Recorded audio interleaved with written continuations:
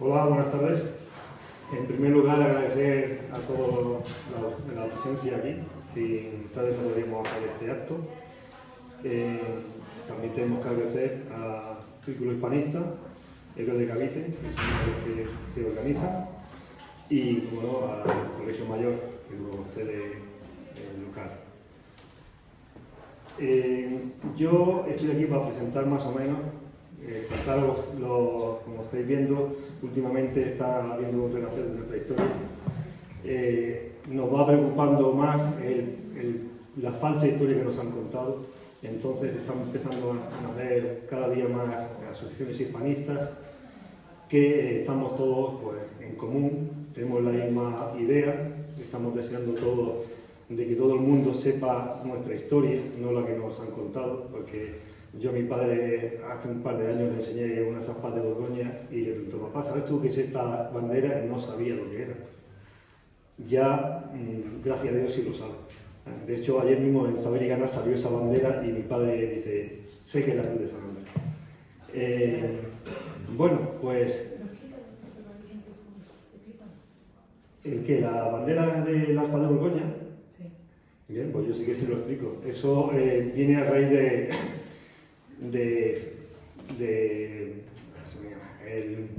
Felipe el Hermoso, que la trajo, fue el primero en traerla, y su nieto fueron ya la que adoptaron realmente la bandera. Creo que fue en 1504 que la primera vez que se utilizó esa bandera como la bandera de España y del Imperio Español. Y ha estado esa bandera en curso legal, creo que fue hasta 1840 y algo, que lo quitó Isabel II.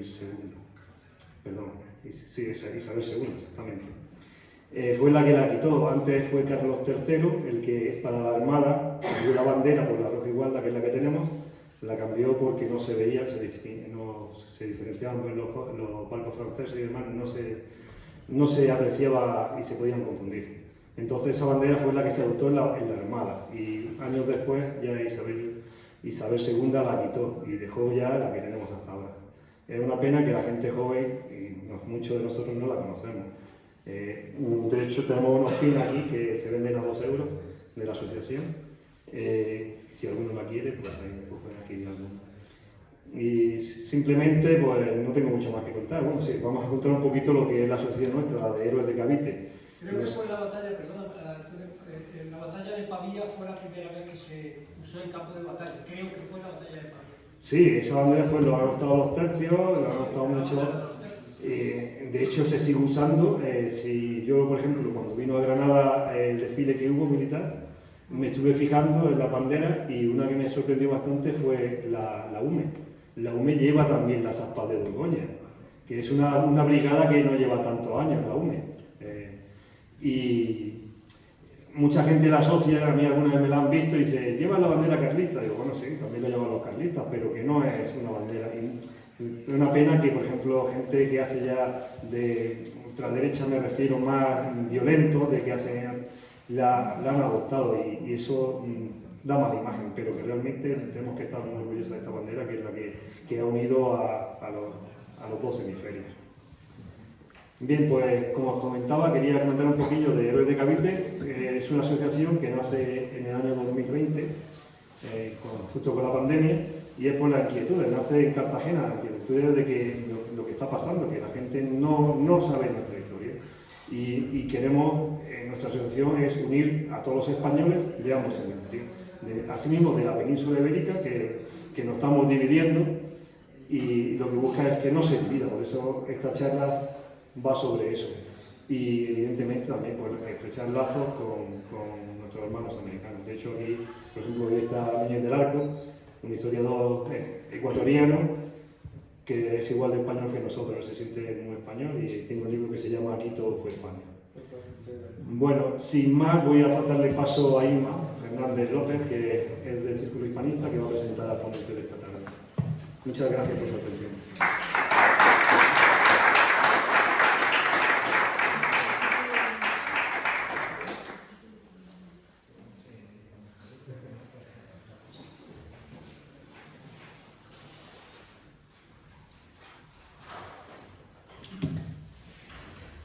Bueno, pues buenas tardes, y efectivamente, bueno, yo también soy de R de Cavite y además Círculo Hispanista, que se empezó un poco antes aquí en Granada. Y bueno, Óscar, tenemos la suerte de tener aquí a un grandísimo historiador, Óscar Uceda, que está en primera línea de batalla en la guerra cultural y además es de los que no paran. Realmente es súper activo y está en las trincheras, ¿no? Hay que utilizar este lenguaje porque ahora mismo la guerra no es con cesmes ni con tiros, pero es a base de libros, de conferencias, de manifestaciones, en fin, de lo que podamos hacer. Y bueno, nos conocemos hace ya muchísimo tiempo, los dos colaboramos en el libro de las cartas hispanistas al rey de España, que está ahí. Somos 16 autores, entre ellos Patricio Lons, Julio Enche, bueno, Pablo La Asunción, Parraicoa, gente muy buena, que hemos hecho un libro muy sencillo, muy fácil de leer y de entender, porque cada uno ha cogido un capítulo para demostrar la grandeza, la barbaridad que hicimos en América, los millones de kilos de oro que dejamos allí, ¿no? Entonces cada uno se encarga, porque bueno, siempre tenemos esta tragedia del oro que robó España, pues cada uno se encarga de un capítulo explicando los hospitales que hicimos, los caminos, los conventos y monasterios, las universidades. Y por ejemplo Óscar hace el capítulo del Real de A8, que fue la primera moneda global, que en China no querían otra, en Estados Unidos, bueno, en América del Norte no querían otra, y por supuesto era la moneda de España, de Filipinas y de la América hispana, ¿no? Y bueno, y esta tarde en concreto va a presentar su libro de Cataluña, la historia que no fue, que es la demostración paso a paso, detallada, explicada muy didácticamente, porque él es profesor, de todas esas mentiras, de toda esa barbarie que se han inventado un grupo muy racista, además hay que decirlo, porque no solamente no son intelectuales de textos, no son expertos en historia ni en cultura, que se basan en una serie de mentiras para crear ese invento de que Cataluña históricamente fue independiente a España, ¿no? Ahí, por poner un detalle interesante, hemos estado en la Capilla Real hoy. Claro, yo controlo la Capilla Real, creo, pero no es lo mismo venir con un historiador de peso. Y entonces se fija en un detalle, y es que las dos figuras que están orantes de Isabel y Fernando, debajo de Fernando pone con letras doradas Fernando antes que católico, o sea, sin embargo en Isabel cambia y pone Isabel la católica, reina de las Españas, ¿no? Pero en Fernando pone Fernando, rey de las Españas, el católico, ¿no? O sea, era rey de las Españas, ¿no? De todas las Españas. O sea, de esta España que absolutamente estaba unida, más las de América. Entonces, si esos catalanes que están inventando un país que no existe, supieran que ya era rey de la España en 1492, bueno, esa capilla es de 1521, pues se les caía todo el suelo, todo el montaje, ¿no?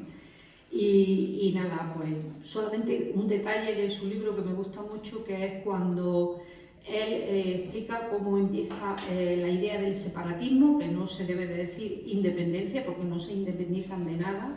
Ellos son España y son parte de España, entonces es separatismo. Pues como Artur Mas empieza con esa idea del supremacismo, y luego Jordi Pujol ya lo lleva al extremo, ¿no? Escribiendo ese libro sobre, que nos va a tocar a todos en la fibra sensible, sobre el hombre andaluz. Que el hombre andaluz es inferior, tontico y solo echa siesta y está al sol, ¿no? Entonces, bueno, ahora él va a hablar de eso. Y nada, con vosotros, pues un personaje.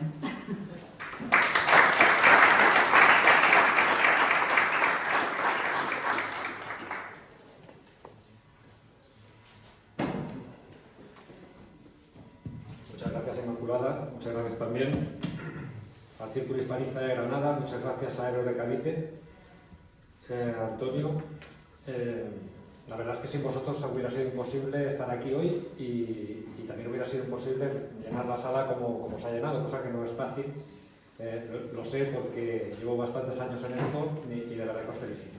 Felicito a vosotros dos y les felicito también, o les agradezco a ustedes que me hayan concedido la oportunidad de poder dirigir unas palabras, de poderles hablar no de historia de Cataluña en principio, sino de aquella historia de Cataluña que nos han contado, pero que no fue, como indica el título del libro.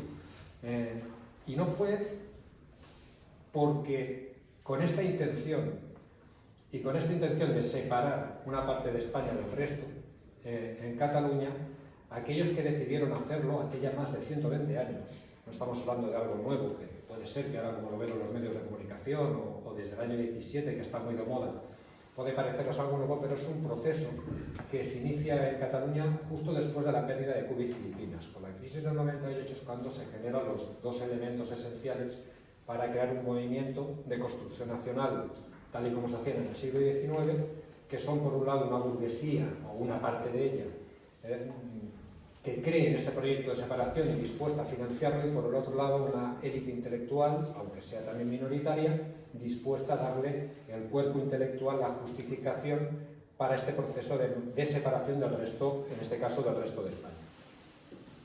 Para intentarles explicar un poco cómo funciona, cómo ha funcionado y de dónde partimos, me gusta empezar con una frase de Josep Pla, un famoso escritor y escritor catalán, en una entrevista que le hicieron en Televisión Española en el año 74, que si buscan en internet la podrán oír, una entrevista muy interesante, y el entrevistador le pregunta a Josep Pla qué es un catalán, ¿no? Y él contesta que un catalán es un ser 100% español al que ahora le han dicho que tiene que ser otra cosa. Y esta es la clave de la cuestión. La materia prima con la que tienen que jugar aquellos primeros separatistas, aquellos primeros que quieren separar Cataluña del resto de España, es una Cataluña profundamente española, que se siente española. Cuando surge el nacionalismo moderno en España con la invasión francesa en 1808, cuando por primera vez en Cádiz el pueblo soberano es los españoles de ambos hemisferios, de uno y otro hemisferio, es en Cataluña donde con más pasión y con más patriotismo se alzan en armas, primero en defensa de lo que había sucedido en Madrid el 2 de mayo y después combatiendo a los franceses. De hecho, son los primeros que combaten a los franceses con éxito en campo abierto las dos batallas del Bruc, el 6 de junio y el 14 de junio de 1808. Y fueron unidades civiles, los llamados allí somatenes o migueletes, que se organizaron de forma rapidísima y consiguieron detener una columna francesa, en el primer caso de 4.000 hombres y en el segundo de 8.000 hombres. Durante toda la guerra, de forma muy apasionada, en Cataluña se combatió a los franceses. Solo hay que leer aquellos veteranos, aquellas hojas de servicio, aquellos veteranos que combatieron en aquella guerra, catalanes, cómo hablan de sí mismos como españoles y cómo se batieron con entusiasmo por la causa española, y así fue a lo largo del siglo XIX, con ejemplos como durante la Guerra de África en 1860, etcétera. Entonces, ante esta realidad de una sociedad catalana que no tenía ningún problema en sentirse española, esta pérdida de Cuba provoca que algunas élites, tanto económicas como intelectuales, decidan que el proyecto español no les gusta y que tienen que ir a otro proyecto diferente, tienen que ir a una separación de esta parte de España del resto. Ellos son muy conscientes, porque así funcionaba, como les decía, en el siglo XIX, que toda consolidación de una nación antigua, como podía ser la española, o construcción de una nación nueva, como podía ser la inexistente nación catalana, tenía que fundamentarse sobre todo en la historia. Necesita este relato nacionalista controlar el relato del pasado, porque es aquello que te va a justificar este proyecto de futuro. ¿Qué es lo que pasa cuando los historiadores nacionalistas van a la historia y consultan la historia? Que aquello que ven, aquello que leen, aquello que en verdad pasó, no se ajusta a su objetivo político, no se ajusta a sus necesidades, y por eso empiezan a manipularla. Empiezan a manipularla, a ocultar aquello que no les conviene, a tergiversarla, a seleccionar la forma de explicarla, con este fin último de generar, en este caso los catalanes, primero que se sientan que no son españoles. La primera fase de este proceso de ingeniería social, de transformación social, a base de explicarles una historia que no fue, consiste en crear un sentimiento identitario dentro de lo catalán separado de lo español. Una vez han cumplido este primer objetivo, esta primera fase, pasamos a la segunda fase. Es decir, no solamente soy diferente al resto de los españoles, que encima los españoles son nuestros enemigos, son los responsables de todo aquello que nos va mal.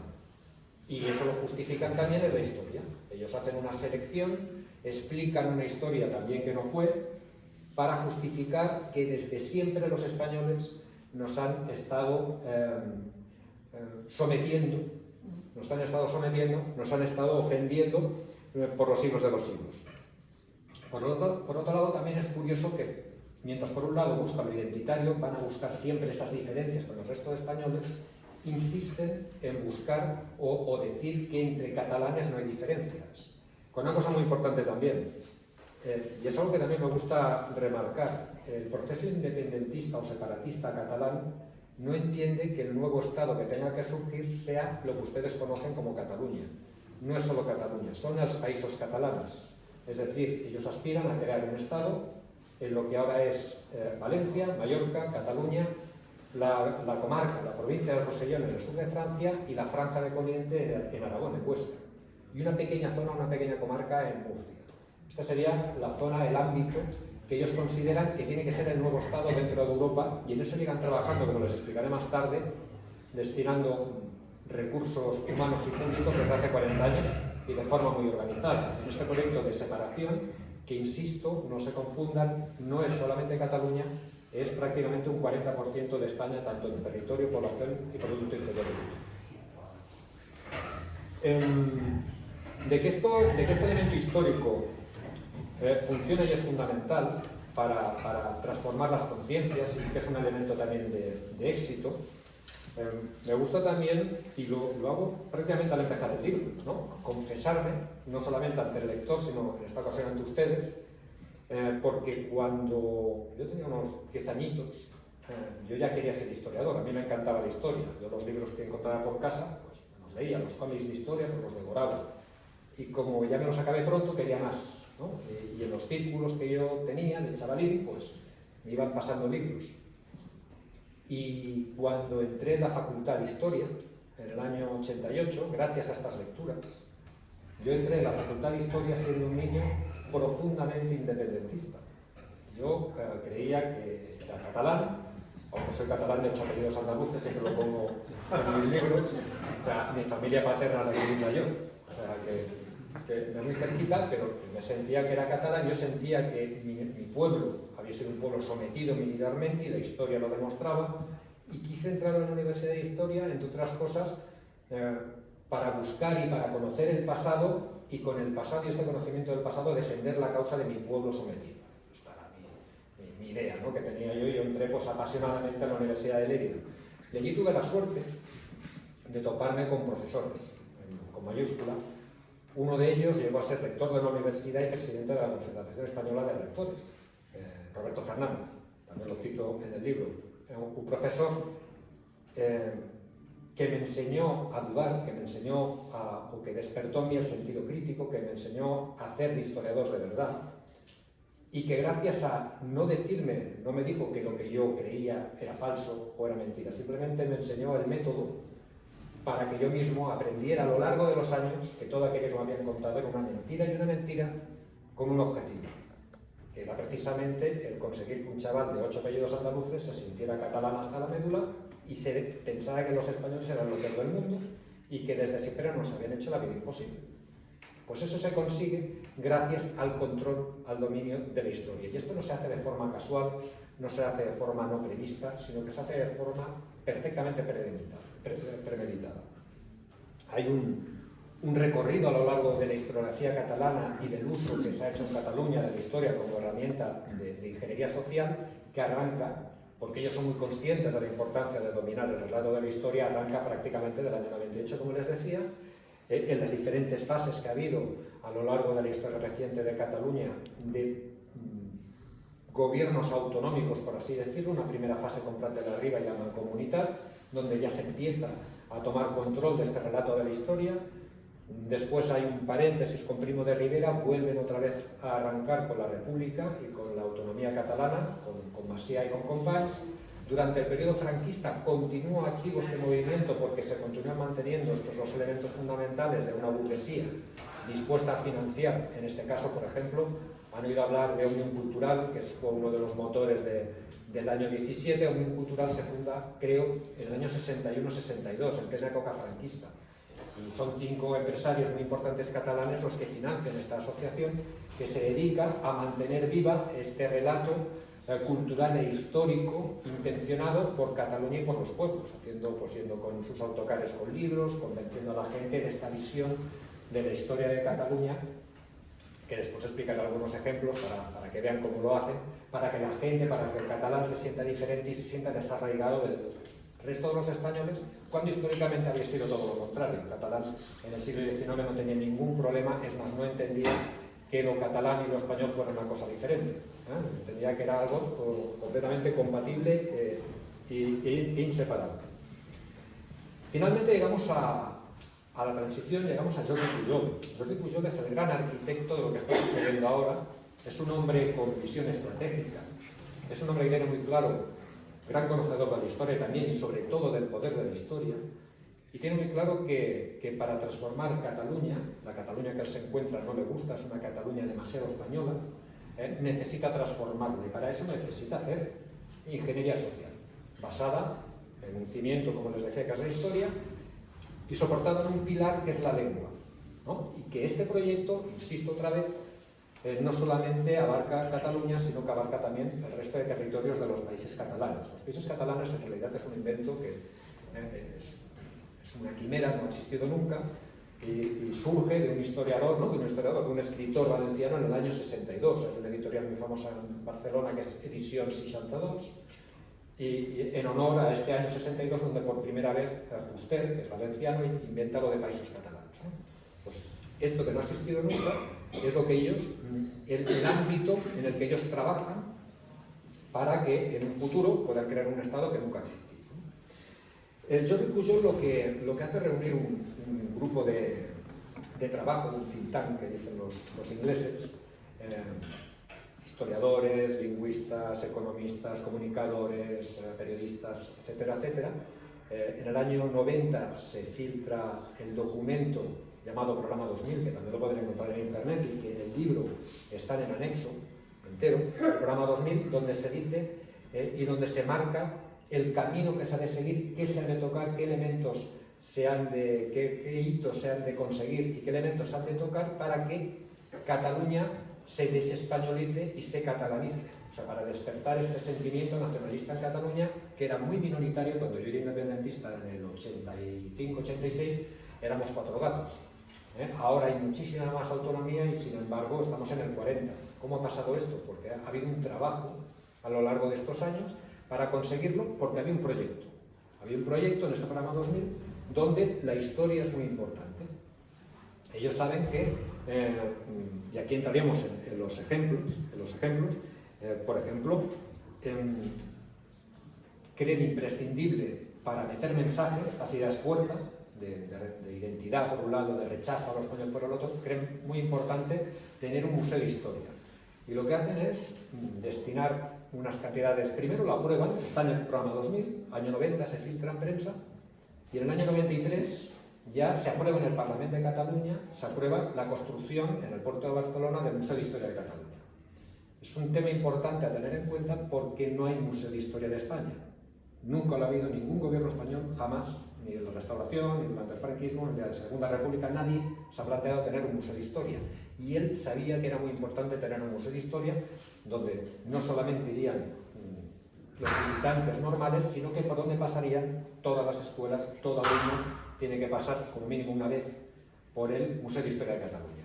Y es un museo que no tiene objetos históricos. No esperen ver la espada de Jaime I ni cosas por el estilo, no tiene objetos históricos, tiene simplemente, es una máquina de transmitir relato. Y además de hacerlo de forma muy eficaz, porque como museísticamente hablando es un museo estupendo. Es un museo que se han gastado muchísimo dinero y que está creado para transmitir ideas. y que estas ideas, con este trasfondo intelectual o racional que tienen, porque se supone que tienen a través de la historia, lo que hacen es activar sentimientos. Estos sentimientos que les decía, de primero de identidad y después de rechazo a lo español. Esta identidad, y les pondré dos ejemplos de lo que hay en ese museo. La primera, vuelvo a insistir en que se trata de una identidad catalana, entendiendo Cataluña como los países catalanes. Entonces, nada más empezar la visita, verán en la sección de prehistoria, que se supone que es completamente aséptica, que prehistoria no, ¿cómo vas a meter tema independentista en prehistoria? Pues el primer panel que te encuentras, nada más empezar, habla sobre el primer homínido descubierto en Europa, que efectivamente era catalán de hace medio millón de años. Pero tengan en cuenta que esto no es los de Nueva Historia, que dicen esto, que después entraré a hablar de Nueva Historia con estos de que Colón no sé qué y que Santa Teresa.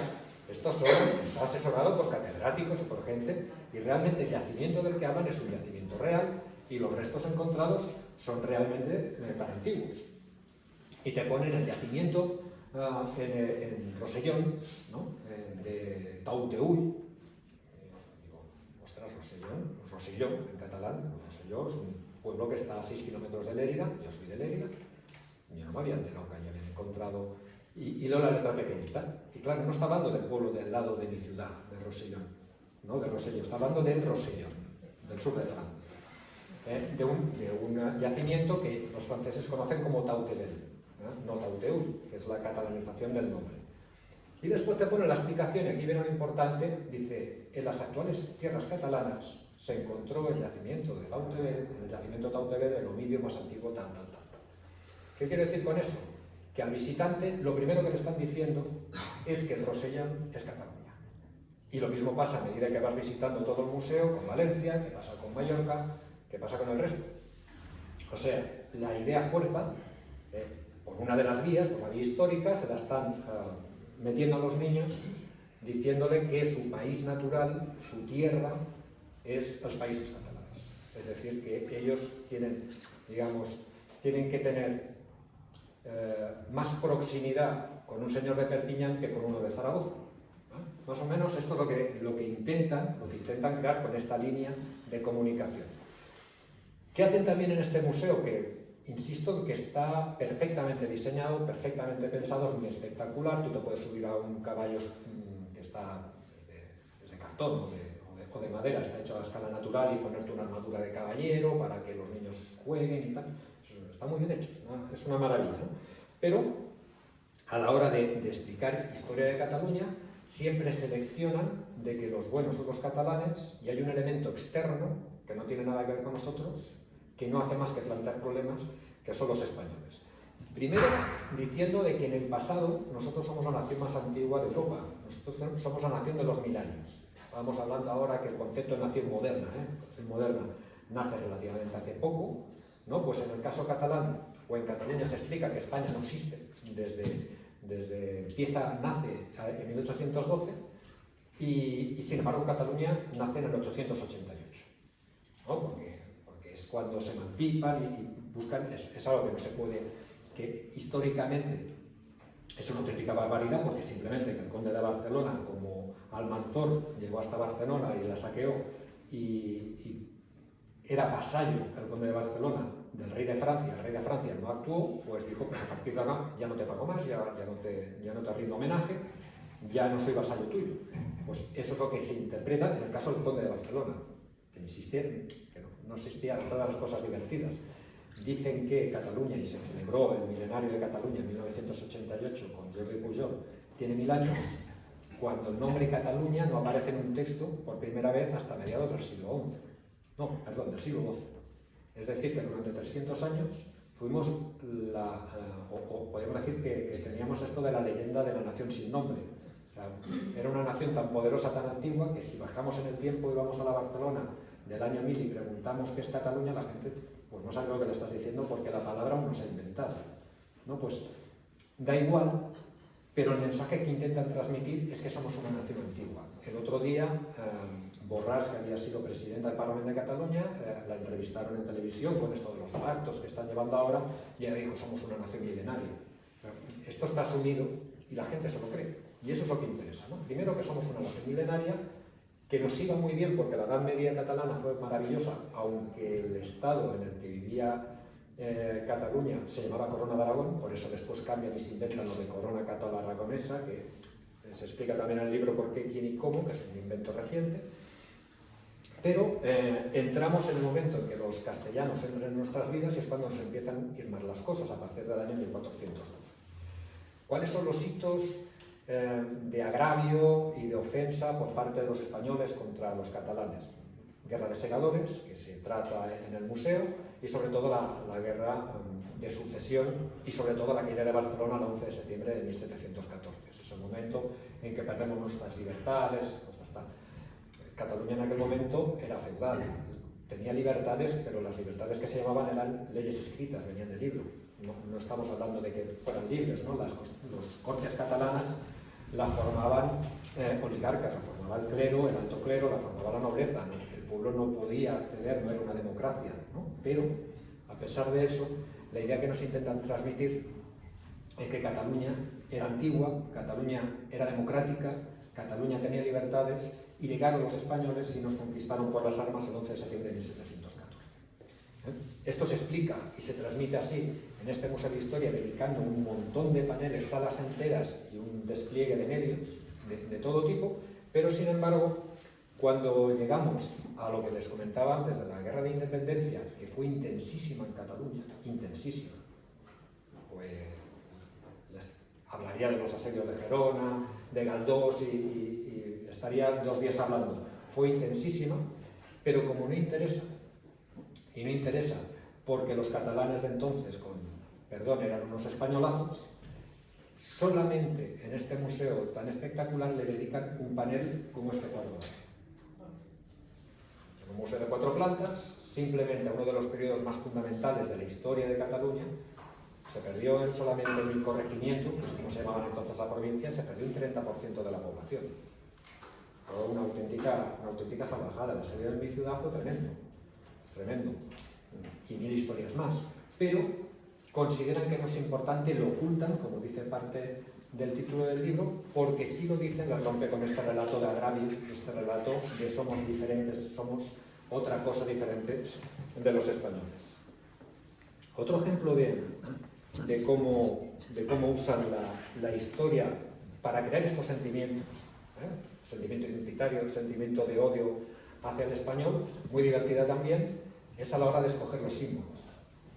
También en el programa 2000 se decide que tenemos que tener un himno, tenemos que tener una bandera homologada, una bandera para Cataluña que sea la bandera oficial, y un himno oficial y que sea el himno nacional. Se llama así el himno nacional de Cataluña. Entonces el tema de la bandera se aprueba también en el Parlamento unánimemente en el año 93, de la misma manera que se aprueba también unánimemente que el himno nacional de Cataluña será el Segadors. Lo habrán oído alguna vez en televisión, tal vez, el Segadors, no sé si conocen el himno o conocen la letra del himno, ¿no? La letra del himno dice, el estribillo, digamos, es bon cop de fals, defensors de la terra, que es bon golpe de hoz, defensores de la tierra. Esto es el recuerdo de 1640, el Corpus de Sangre, donde una rebelión de segadores, de campesinos, se dedicó a perseguir castellanos por Barcelona y los mataban con hoces. Les cortaban la cabeza, les cortaban otras cosas, que no entraré en detalle, porque nos explica muy bien Francisco de Medo en una relación de lo que sucedió aquel día en Barcelona, y fue una auténtica carnicería, fue un programa sobre castellanos, sobre todo eran comerciantes castellanos que estaban en Barcelona por una rebelión campesina que sucedió en aquel entonces. En recuerdo de esa rebelión, el estribillo de la canción, del himno catalán, es esto, bon cop de fals, defensors de la terra. Y otra parte de la canción dice, fem darrere aquesta gent tan ufana y tan superba, que es, echemos atrás a esta gente tan ufana y tan soberbia, refiriéndose también a los españoles, ¿no? Pues el himno que se canta, el himno oficial en Cataluña, aprobado unánimemente, insisto, en el Parlamento catalán, canta esto. Hasta aquí vemos cómo se escoge una letra, o tenemos un himno que se supone que tiene una letra de antiguo, ¿no? Que tiene una letra milenaria, porque es un hecho de 1640, pero realmente el texto actual de la letra del Segadors es del 1899, de Guanyabens, y con una previa hecha por otro compositor llamado Alió, que es quien, digamos, va modificando, va creando esta letra que va evolucionando hasta llegar a la actual, que es la diseñada, la que se escribió por primera vez en 1899, la que se empieza a cantar sobre todo a través del Orfeo catalá. Os sonará que uno de los fundadores era Millet, que se hizo un descendiente suyo muy famoso, también que estaba vinculado con un escándalo en el Palau de la Música, ¿no? Que tuvo también con vinculaciones con Jordi Pujol. Bueno, pues digamos que Orfeo Catalá ya desde muy antiguo que trabajaba en esta línea por el separatismo, y esta letra en origen sí que era antigua y sí que parte de una canción de siega que se cantaba en el campo catalán desde hacía siglos, es cierto. Pero lo que hace Orfeo Catalá, porque no le gusta la que tienen, lo que empiezan a trabajar, lo que hace primero, porque era una melodía muy rápida, era ralentizarla para solemnizarla. Si han escuchado el himno, es un himno muy solemne, parece prácticamente un misal religioso, ¿no? Es una cosa muy pausada y tal, pues era en origen muchísimo más rápida. Y en cuanto a la letra original que se cantaba en el campo era una canción erótica. No era una canción de guerra, ni de odio. Era una canción erótica de la historia de un segador jovencito que se va a trabajar a la finca de una señora de dinero y la señora se capricha. Entonces hay un diálogo entre los dos, pero que muy picante, y la historia va de eso. Realmente el himno, lo que se cantaba en los países en Cataluña cuando iban a segar durante siglos, era una canción pues inocente, picantona, como la llamamos allí, y sin mala leche, para entendernos. Pero en el momento que cogen ese elemento histórico, eso que se había cantado durante siglos, los nacionalistas le ponen esta carga de odio. Y le ponen esta carga de odio con ese objetivo. Ese objetivo de generar esta sensación, insisto otra vez, de que somos diferentes, identitaria, y que encima esta gente es mala gente, ¿no? Y no sé si son conscientes de lo totalmente desagradable tener una letra tan ofensiva con un vecino. No sé si los aragoneses sacaran una letra parecida, pues diciendo que vamos a coger los catalanes y que no sé qué, pues nos ofenderíamos normalmente, ¿no? Pero es algo que en su momento, a principios del siglo XX, sí que salió en prensa y sí que levantó cierto escándalo, y incluso, de hecho, estuvo prohibida la canción, no porque fuera independentista o catalanista, sino porque el contenido era bastante duro, ¿no? Pero que llega un momento que pasa a ser un tabú y que nadie toca ni en Barcelona, ni toca en Madrid, ni toca en ningún lado. Y me gusta también explicarlo para que la gente sea consciente de lo que dice el contenido de este himno nacional, y de esta letra. Para finalizar, y ya me gustaría que pasáramos a que ustedes pregunten lo que tengan a bien, pero para finalizar hablaremos ya de hasta qué punto este dominio de lo político, lo histórico, durante casi 120 años ha hecho tanto daño al gremio en Cataluña. Y ha hecho tanto daño al gremio porque ha llegado a un punto que, pese a esta manipulación de la historia, hecha durante tanto tiempo, y este control de la historia hecho durante tanto tiempo, hay políticos, sobre todo los más extremistas en Cataluña, que les parece insuficiente este material que han creado.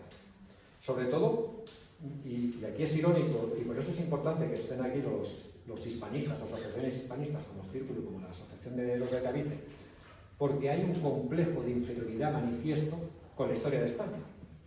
Si los nacionalistas o separatistas catalanes tuvieran una historia como la española, con un peso internacional, en vez de con 6 o 7 millones de catalanohablantes, con 500 millones de hispanohablantes, con esa materia prima, pues ellos tendrían un imperio prácticamente. Pero se encuentran de que tienen que competir y tienen que demostrarse o creerse, porque además hay una carga que lo he dicho y que ha apuntado Inma, que es el supremacismo, el que soy superior, no solamente son más radicales que somos superiores, pues cómo puede ser, se plantean algunos, los más radicales, que seamos superiores, cuando estos señores pues tienen una historia pues que ha influido en la historia mundial, en la historia global, cuando hay 500 millones de hispanohablantes, cuando hay un montón de premios Nobel, cuando tenemos el siglo de oro, pues ¿cómo lo solucionan? Lo solucionan llegando a unos tipos que se llaman el Institut Nova Historia, que no son historiadores, pero que les dicen, no, pero es que no hay ningún problema, es que sí que tenemos una historia mejor que la española, porque la historia del siglo de oro, el siglo de oro español en realidad es catalán. Y en realidad es catalán, y esa es son unos tipos muy listos, ¿no? La mayoría son filólogos. Ellos dicen que leen a Cervantes, que como saben es catalán, y por lo que escribe, dicen, mira, aquí hay una catalanada, pues este señor era catalán sin duda y no se llamaba Cervantes, se llamaba Sirvent, ¿no? Y se lo van organizando un poquito así. Ellos, la justificación macro es que cuando llegan los Borbones en el siglo XVIII se encuentran que todos los referentes de la historia de la conquista de América, o de la colonización de América, mejor dicho, de la expansión en América, de los referentes del siglo de oro, los literatos, todo en realidad eran catalanes. Y como ven esto, y esto es imposible porque eran castellanos de pura cepa, deciden destruir todos los fondos documentales de los archivos de Simancas y reescribirlos poniendo que en realidad estos referentes históricos, Hernán Cortés, Pizarro, Lope de Vega, Santa Teresa de Jesús, todos en realidad eran catalanes, eran españoles, eran castellanos, ¿no? Y esta es la idea fuerza que tienen, y a partir de ahí van trabajando. Esto puede sonar a risa, pero lo preocupante es que Cataluña hoy en día es el único lugar de Europa, que yo sepa, y lo llevo ya diciendo bastante tiempo y aún no he encontrado un ejemplo similar, donde una administración pública está financiando a la parahistoria, a la pseudohistoria, a esta gente que dice sandeces, ¿no? Que se sabe que son sandeces, que dentro del mundo académico la gente se pone las manos en la cabeza, pero sí que hay políticos y hay poder dispuestos a comprarlos porque ya les va bien, porque quieren ir un pasito más allá en este proceso que tienen de desarraigo con el resto de los españoles. Y acabo con un ejemplo.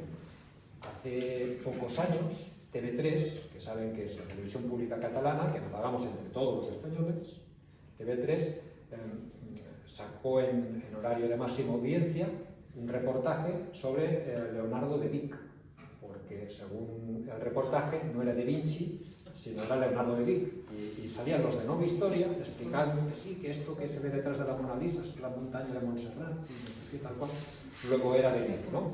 Bueno, pero suena a risa, pero lo sacan una televisión de máxima audiencia, sobre todo los sectores independentistas y separatistas en Cataluña, y que costó 120.000 euros. Nos costó. Exactamente, nos costó. Y que se continúan financiando, y que hubo preguntas en el Parlamento, que además hicieron los socialistas, que en aquel momento estaban de otra manera, digamos, hizo una pregunta al Parlamento porque había 6 millones de euros de dinero público que se había ido a asociaciones vinculadas a este mundo. ¿Qué quiero decir? Y hay alcaldías, por ejemplo, hay una alcaldía que es de Esquerra Republicana, que Oriol Junqueras, como saben, es historiador y era profesor de la Universidad Autónoma de Barcelona, y teóricamente no tendría que permitir esto. Pues hay un ayuntamiento de Esquerra Republicana, que es el de Pals, que cada año celebra un simposio porque todo el mundo sabe que Colón salió del puerto de Pals, no del puerto de Palos. Y esto y se monta con dinero no solamente público, sino que además es algo que está teniendo mucho éxito, y buena parte de los comerciantes de la ciudad financian y ponen en el cartelito de los actos, pues ponen el logo de su empresa, ¿no? Bueno, hemos llegado a este extremo. Hemos llegado a este extremo en esta deriva que ha hecho que cada vez la historia sea más importante, el control del relato de la historia, y cada vez los historiadores tengamos menos importancia en Cataluña, pero que todo esto, y insisto y con esto acabo, forma parte de un plan. Y un plan que les está saliendo bien. Y un plan que la única manera de frenarlo es haciendo lo que estamos haciendo hoy. Y empezar a comunicar, primero tener todo muy claro qué es lo que quieren, a dónde van y qué pretenden, y al menos desde el conocimiento, y al menos intentando reivindicar que la historia vuelva a manos de los historiadores y que el control de los libros de texto, como ponía el programa 2000, no lo lleve el Departamento de Cultura de la Generalitat, sino que lo lleve, por ejemplo, la Real Academia de la Historia, que seguro que no pondría lo que ponen en los libros de texto, pues solo a través de esto podremos darle la vuelta a una situación que, si continuamos así, si hace 30 años, cuando yo era independentista, éramos un 4%, y ahora son un 40%, pues a lo mejor si no hacemos nada, en 10 años, en 15 años serán el 50 más 1 que ellos están buscando como excusa para llegar a donde nadie queremos que lleguen. Muchas gracias.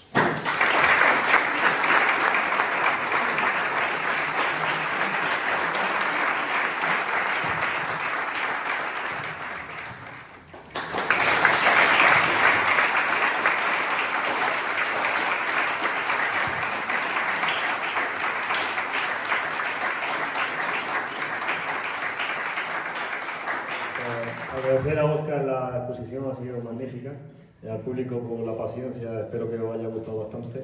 Y una pequeña cosilla que se me ha quedado al tintero. Hemos traído una revista de Ores de Cavite también para que trata de la influencia de España en la independencia de Norteamérica. Una revistilla de 3 eurillos que hizo Ores de Cavite, por si a alguno le interesa. Muchísimas gracias por la atención.